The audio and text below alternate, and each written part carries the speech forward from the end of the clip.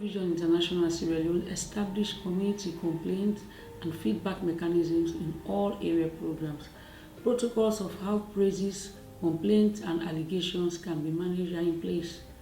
Community complaint mechanisms in Sierra Leone programming has enabled communities to complain staff misbehavior freely and without fear. This has contributed to improving our projects, our work, our relationships, and the lives of the people we serve. Feedback has helped us to adapt, learn, and improve our programming.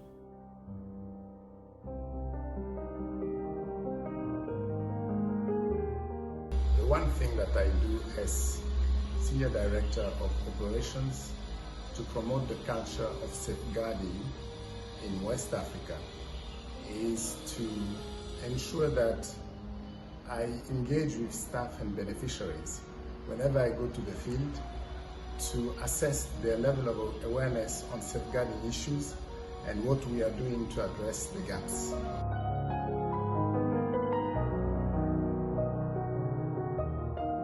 The PNC takes the standard of safeguard from the position advising to the interview. So our approach following the selection of staff, we make sure to have a multidimensional panel with a clear selection criteria.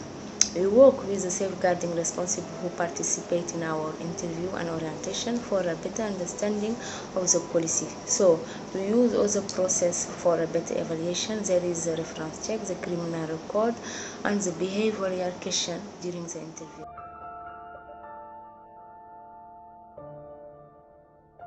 We unfortunately had a L3 safeguarding incident in Central African Republic recently. What we suggest to fight against underreporting is first to train or retrain our staff and partners on safeguarding and on the various ways to report and necessity to report. Secondly, to sensitize the communities we work with on safeguarding and the various mechanisms to report them. And finally, to punish the perpetrators of abuse and as well the one who underreport or do not report. Thank you.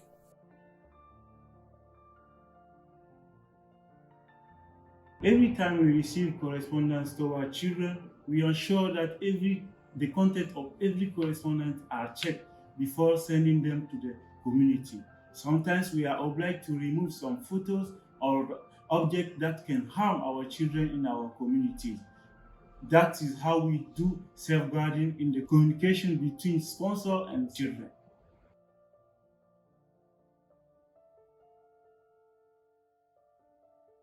When a level 3 safeguarding incident occurs in our program, we inform the TP manager, child protection, and the national director to discuss it and to set up a case management committee. Within 24 hours, a report is posted in Ethics Point. In collaboration with the Departmental Child Protection Committee, an integrated care plan is triggered in accordance with the local law. If it is a child, his or her best interest guide the care interventions, and for the adult, everything is done not to make the situation worse. A multidisciplinary team provides support and follow-up for the reintegration and the rehabilitation of the victim. The staff cluster is always available to answer to the question from the Ethics Point managers.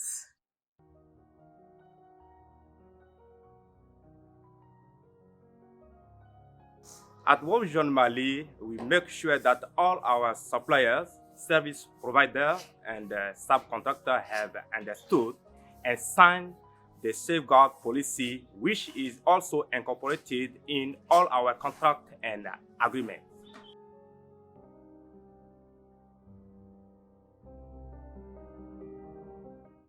From a communications and public engagement perspective, World Vision is committed to storytelling that raises awareness and highlights the plight of vulnerable children and communities, and also storytelling that promotes solutions to ending all forms of violence and abuse against children and adult beneficiaries.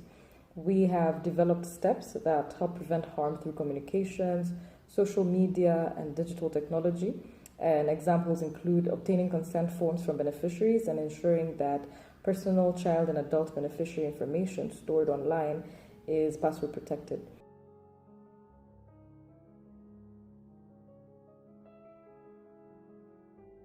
Our development approach is empowering and transformational to bring life in all its fullness to the most vulnerable children. in that we design and implement projects that seeks to do no harm to beneficiaries. In observing the Safeguarding Week, we in Ghana continue to sign the safeguarding policy and admonish all staff to live the dictates of the policy. Staff in World Vision Ghana educates partners and all key stakeholders on the do's and don'ts of this policy. We will continue to work to foster the adherence of this policy.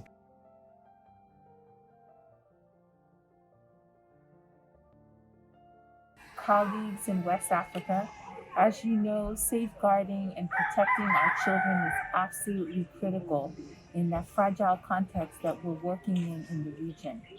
Over the past year, I've had the opportunity to really engage with the African Union, with the European Union delegation, stressing the importance of our It Takes a World Against Violence campaign, as well as ending child marriage.